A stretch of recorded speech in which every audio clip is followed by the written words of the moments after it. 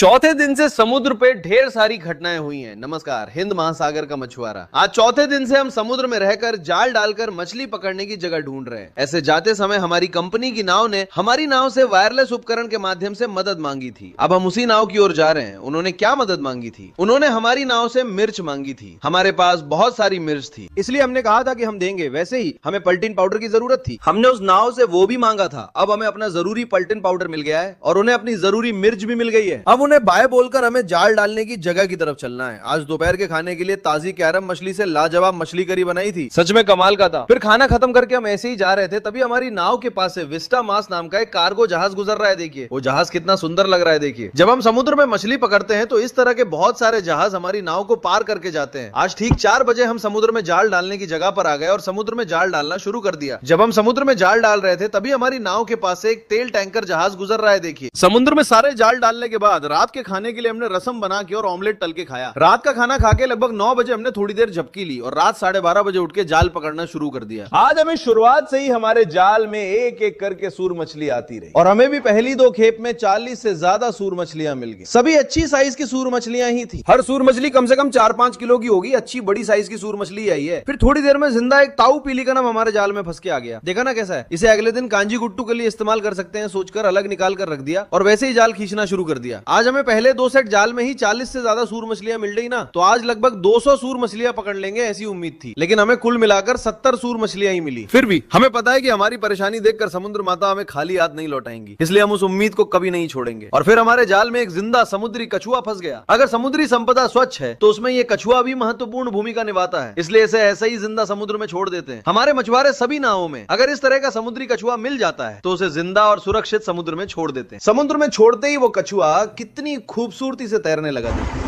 और फिर आज सुबह के खाने में कांजी के लिए हमारे रसोइये ने सूरमीन से एक शानदार वड़ा बनाया था। हमारे समुद्र में काम करने के बाद लगी भूख में वो भी कांजी के साथ इस तरह का एक मछली वड़ा रख के अगर हम ये सब समुद्र पर ही खाएं तो स्वर्ग है। आगे समुद्र पर होने वाली घटनाओं को अगले एपिसोड में देखेंगे।